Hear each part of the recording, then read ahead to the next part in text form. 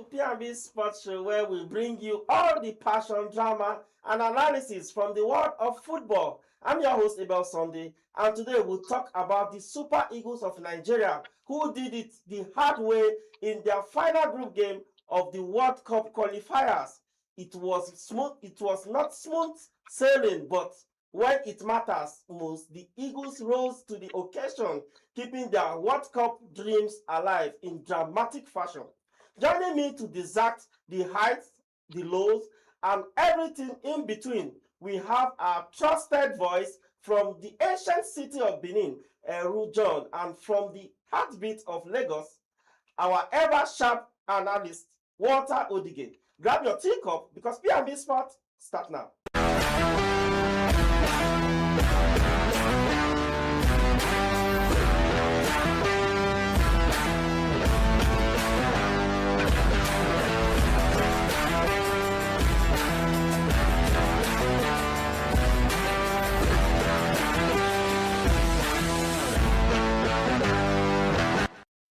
Welcome back. It's still P&B Sports right here in the federal capital.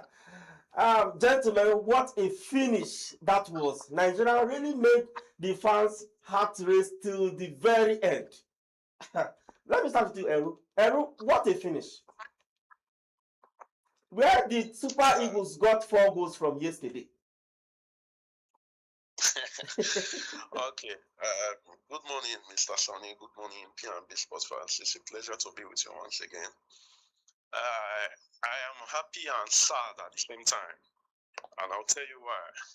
I'm happy because the Super Eagles were able to at least secure a spot in the playoff and keep our World Cup dreams alive. I am sad because I began to wonder what happened to these players before yesterday. Do we always have to use a fire brigade approach every time? Did you watch the match? Did you see how composed the players were? Did you see how determined they were to win?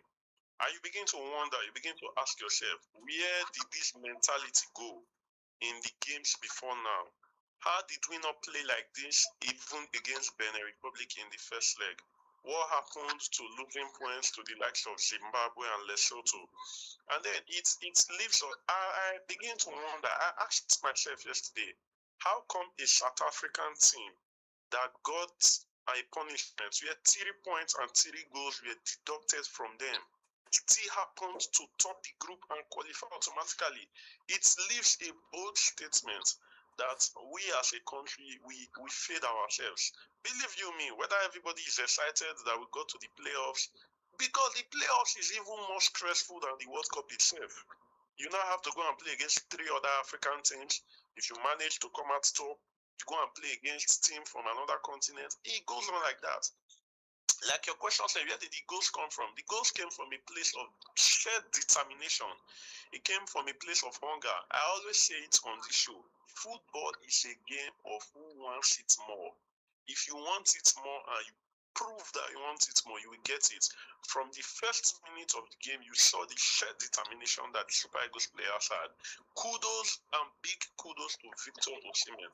I think I've told you before on this show that he is one of the very few players in that team that plays for the flag, that plays as a patriotic Nigerian. There are some of them that play like they are begged or forced to play. But Victor Osimhen once again proved to us why he's one of the leader strikers in the world. And he once again affirmed my belief that he's one of the few players that plays football, because if you see it in him yesterday that he really wanted to go to the World Cup. Again, after the game against Lesotho, he gathered the players in the pitch. He was talking to them. And yesterday we saw that he was doing the job of the captain. He was at every point in time, on and off the ball. He was making sure to build the mentality of the players, to ginger them. And then he converted his chances. He was brilliant. I give it to him. I really give it to him. So I thought that the goals came from a place of determination. I think the last time I was there, I told you that I see us beating Benin, but I don't see us scoring 3 goals. So they swept me off my feet by scoring 4. I began to wonder, where was this performance all this while? It's really happy and a sad moment, I won't lie. So those goals came from a place of determination. Kudos to the team. Kudos to them. Okay, I mean, if they didn't, we would have left the World Cup conversation already. that's true. Okay, Walter, you know, on your analysis on this show, you said it that if we come back, the remaining 4 games is it 4? Yeah, when we come back, the remaining 4 games, I mean 3 games we have left. If we can pick the remaining games, we will qualify. And we went and dropped the point against South Africa. I didn't mean we won South Africa. We won this last game. How they call it? Lesotho and Benin. Would have been the one. In fact, would have gotten the ticket right now. And again, Walter, and I wanted to share more light. If we put this kind of path, like this, what they did yesterday, and even we started like this from South Africa game, don't you think it would have been different ball game as we speak right now, Walter? The difference in the Super Eagles is Victor Osimhen. Let's start with that. I think that man is. We don't know what we have, honestly. And sometimes I don't blame the Super Eagles. I don't blame the NFF. I blame Nigerians for it, because sometimes we forget that we have a world-class player in our hands. We have a generational talent. We have, like, the God of football bless us with, bro, like, I don't think in the past 20 years, this is me now, including them, Kanu, Okocha. Yes, they were good players.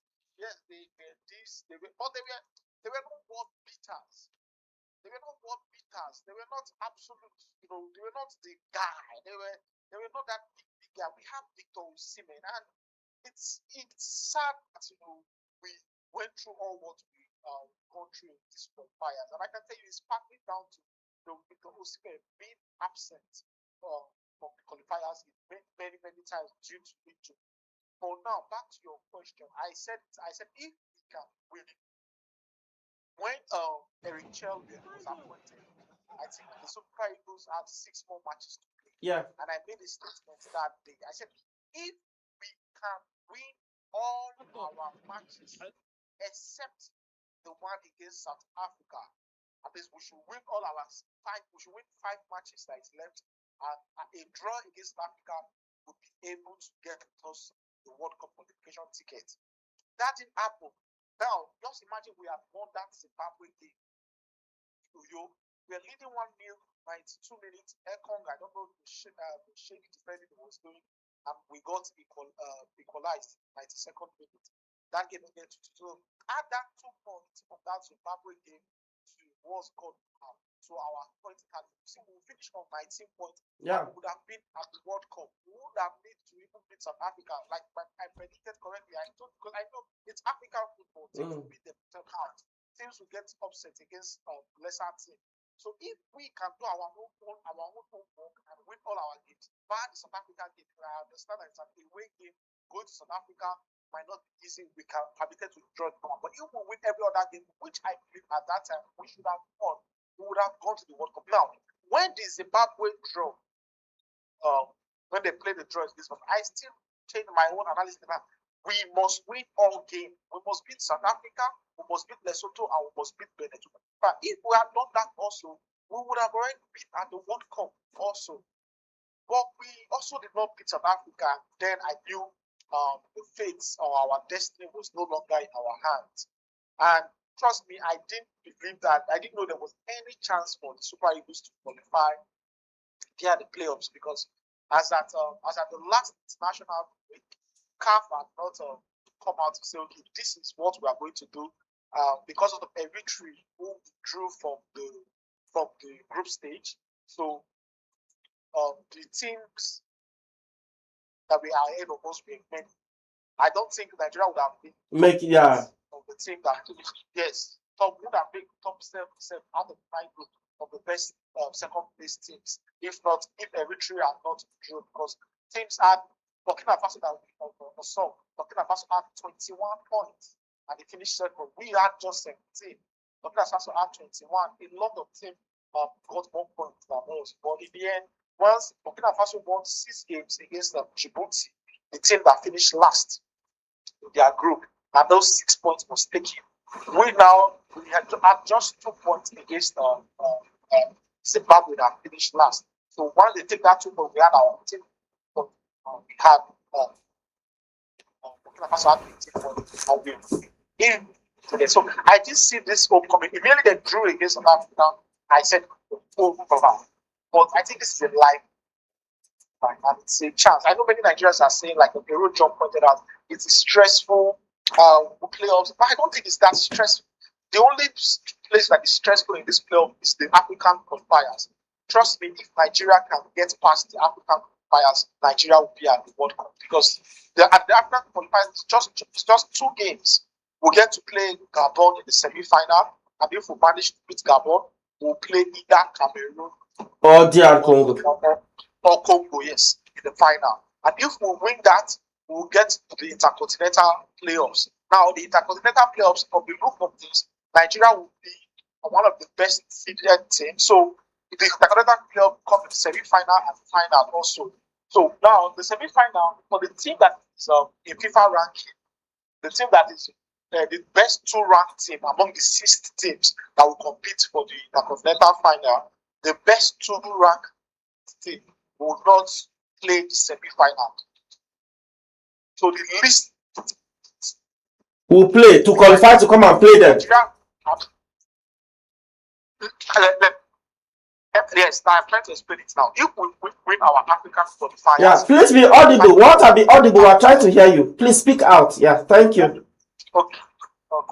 I say if we win our African qualifiers against Gabon and whoever will beat in the final, it's 2 games. So if we can win those 2 games and qualify for the intercontinental playoff, I think we will qualify for the World Cup. Why? Because the intercontinental playoff is going to be among 6 teams. Now, among the 6 teams, the first 2 nations in the FIFA ranking will not play the semi-final. They will automatically qualify to the final. While the last 4 nations will play the semi-final, they will be pairing against each other. So the winner will play the team. They will play the team that is highest ranked in FIFA ranking in the final. So Nigeria will only need to play 3 games to qualify for the FIFA World Cup. The 2 African games and 1 intercontinental games. And it's going to be against, let's say, for example, the 2 teams that are qualified for this intercontinental playoff is just Bolivia and New Caledonia. So other countries which is a team that we can win easily. Those are countries we can win easily. So I think our top task is African playoffs, which is next month. So I think the fact that we still have this chance, the fact that we still have this hope, it gives me a lot of joy. And I will say this right here today. If Tom Osimhen is fit, Nigeria will win the African playoffs comfortably. We will beat Gabon and we'll go to the final and beat that Cameroon or what's called or Congo. And this further buttress my point that I've always been saying. I can't stop saying this thing. What we saw yesterday, everyone just said it was not expected. I was on your show yesterday morning, and I told you also that I don't see how the Super Eagles will score 4 goals because that's what we did. I remember I saw it post on your status later. Yes. And I was like, I just watched and I was laughing because I didn't see it coming. I didn't see Nigeria scoring 4 goals. But this is what I've always said. Nigeria, as far as African football is concerned, Nigeria can beat anybody. There is nobody that we cannot beat. Okay, let's give respect to teams like Senegal, Morocco, Cote d'Ivoire. Okay, yes, let's agree that once we face these nations I just mentioned, the game will be tough and it can go either way. Those nations can bring their A game and best us, but not that we are in a group of Zimbabwe, Lesotho, Benin Republic, South Africa, and who was the Rwanda, and we could not qualify for the FIFA World Cup. That group, Nigeria should qualify with 3 games, 4 games to spare. We should beat Zimbabwe home and away, beat Lesotho home and away, beat Benin home and away, beat Rwanda home and away, beat South Africa in Nigeria, draw South Africa in away. That is how it should be. We are Nigeria. I don't know, with the talent we have, with the players we have, with the squad we have, we shouldn't be struggling. So I really hope I didn't see I didn't expect that we have a chance at the playoff, but now that the playoff is here, I really hope the boys stay fit. Two players will need to stay fit: Osimhen and our new right back. Those two players are. They did very well. Okay. Let me come to you. Let me give water a breather. Let me come to you, Rujon. You see that Chikwueze was instrumental yesterday so far, and you could see the article, the connection between him and Osimhen. He produced a lot of. I think he was directly involved in 3 goals also yesterday, and you could see what happened come to play yesterday. And again, I want you to tie this together before I move to water. Let me tie this. Help me to tie this. And again, the qualifying teams, we have Morocco, Tunisia, Egypt. I don't know if they can pull up that on the screen. We have Morocco, we have Tunisia, we have Egypt, we have Algeria, we have Ghana, we have South Africa, Cape Verde, and we have Cote d'Ivoire, then Senegal. Those are the 9 teams that have qualified already. Then we have 4 that are coming through the playoffs. But if that in this 9, you just tell me the one that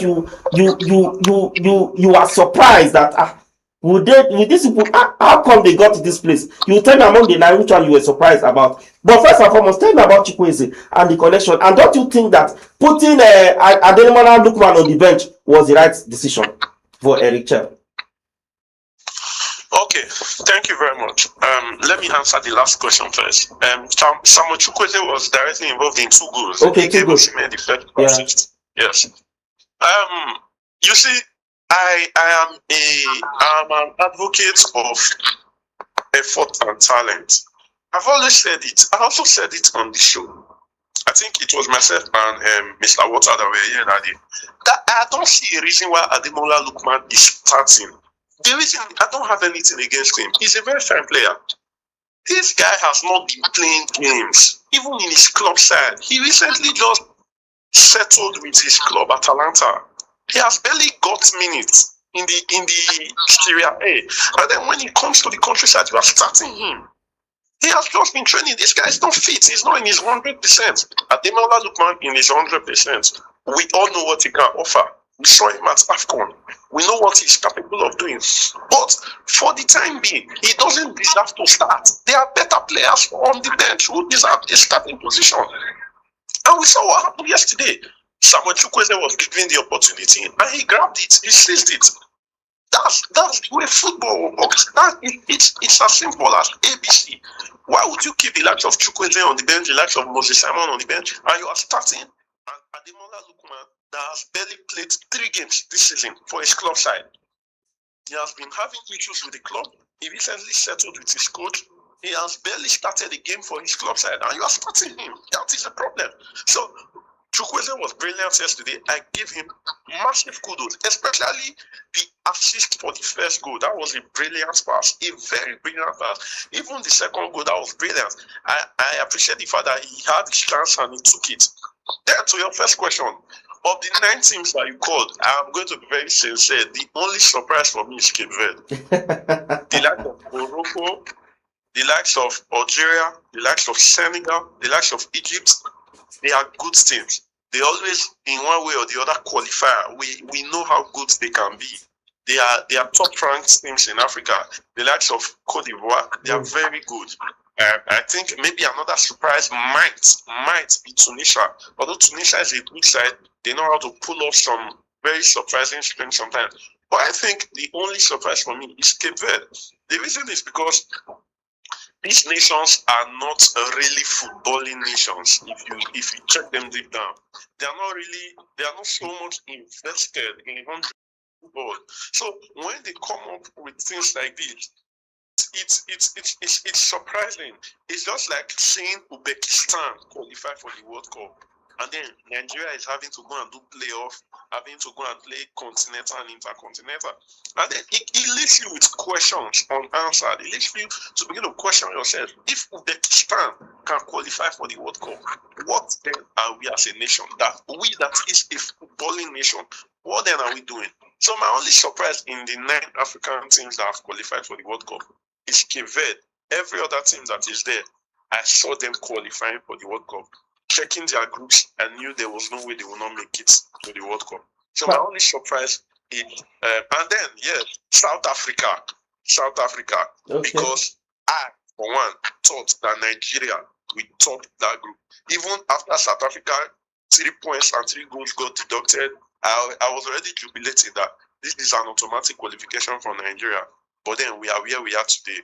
Kudos to the team. We hope that they do better in the playoffs. Okay, let me go back to you, Walter, please. With the pair of Akko with Osimhen, I think we've gotten a good balance on that striking position, because, and I think Akko that did on his debut the last game, he scored a goal, and we could see the partnership have a fruitful one. So I think Akko and Osimhen, those are perfect. And I think way forward, don't you think Eric Chel should adopt same system and same pairings that we did yesterday? I don't know, your own thoughts. I just want to get from you your own thoughts. To be honest with you, I think Eric Chel has, even before Eric Chel, a lot of Nigeria's strikers, they try to pair Osimhen up front with a lot of strikers, and to in all honesty, I don't think they worked. I never liked the Osimhen Olu pairing. I never liked Osimhen Boniface pairing. I never liked Osimhen Desas pairing.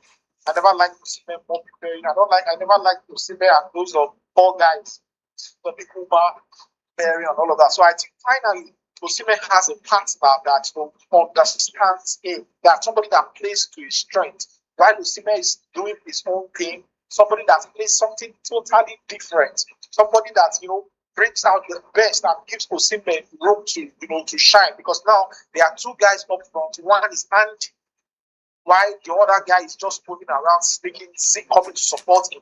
So I think yes, you are very, very correct. Akko Adams and the Osimhen partnership is one going forward. But coming back, I really want to be the reason why the coach has been playing with 2 strikers is because of the position we were in the middle. In most all our games under NHL over has been a must-win game. So probably that's why he has gone for that approach. I would like to our midfield. You cannot leave only I don't want to know his age, but he says 27, 28, it's 48, but I don't want to say what I don't know, Sham. You can't leave. You can't leave. All of us know. Well, I don't know what you guys are talking about, though. Yeah, I don't know. So you tell me. Okay, let's see if you don't know. Let me and a road job. No, you can't leave Wilfred in that midfield. Like, he needs legs. I think I would prefer going forward now that we've bail ourselves out of jail. We should, instead of playing 2 attackers, if it's going to be 2 attackers, maybe you play 1 winger. Then I don't know if you understand what I'm trying to say. We need secured midfield. They cannot play as a lone midfielder. We need 2 midfielders, while our Lexi will play as the attacking midfielder in our 3 at the front. So I would prefer that, but the coach knows best. But I would like to. I was surprised Nigeria coming out for Eric Chel. To be honest, yes, his tactics, you can call out his tactics, you can call out his substitution at times, you can call out, but bro, this man has got this job done. He's coming. He has played 6 games, 1 for, drew 2. The 2 draw, apart from South Africa, we can't really blame for this backward draw. And I don't know what Nigerians were expecting. He has done amazingly well. I am impressed with him, and I think he should take us to the World Cup. He should take us to the AFCON in December. He has earned the right to take Nigeria to the AFCON in December, and hopefully he qualifies Nigeria for the World Cup. But that being said, yes, Osimhen has a very good pairing with Akko Adams. Okay, your final word, as we wrap up, because already we're running out of time. Your final word, please, John. Okay, my final words will be that having been where we are now, once again, congratulations to the Super Eagles and Nigerians in general. This is hope that has been brought alive. I am still rooting for the country 100, and I strongly believe that we can beat in fact, if they even say we should play the 3 teams that we need to play in the playoff, the 3 African teams, I don't see any of them that can defeat us. Cameroon is our nation. You know what I mean? Yeah. Gabon should be a walkover. Gabon should be a walkover. And I am rooting for Nigeria to play at the World Cup. Like Walter said, I strongly believe that if Osimhen is fit, with a fit Victor Osimhen, we can achieve anything as a nation. So we are with the Super Eagles, and those are my final words for now. Okay, what are your final words, please, as we go? Yes, I was laughing here when Eru John was saying playoff. You see that he was not really impressed about the whole playoff. He just wanted the Super Eagles to qualify. And to be honest with you, that's an issue. In that group that we are coming from, Nigeria should have no business talking about finishing second. It's an easy group. It was an easy group, and we should have easily won that group. But to be honest, I would prefer to be in the playoff than to have all our hopes dished out. So I'm really, really happy. You didn't see the way I was shouting and dancing when the fourth goal came in, because I really want Nigeria to be at the World Cup. And yes, this is the lifeline, and I hope the boys now realize it. And another good thing is, now these games against that will be coming up next month, November, they are the perfect preparations for us going to the AFCON in December. Yeah. So yes, it's another good thing, because now we'll go to the AFCON knowing that okay, we are with a good team. We'll go to the AFCON. Just imagine we do well at the playoffs, we win the playoffs. Now, what better preparation can we have for AFCON in December than that? Now we have belief, we have might, the team will know each other better. They will know what it takes to beat good opposition. That will help us know in the AFCON in Morocco. But that being said, yes, congratulations to the Super Eagles of Nigeria, but the job is not over. It just started. They need to win 3-4 games to be at the World Cup, and I believe they have all it takes to do that. Thank you very much indeed, Walter Odige, and also John Eru. Thank you for coming on this show and to talk sport with us this morning. Thank you so much, gentlemen. Okay, that's the start of our show this morning. You can connect with us in all social media platforms. On YouTube and Facebook is at Politics and Business TV.English. Then on Instagram, you can connect with us at PNBTV_English. Then on X at PNBTV_ENG. I'm Abel Sunday, and for me and the entire team right here in Abuja, I say goodbye.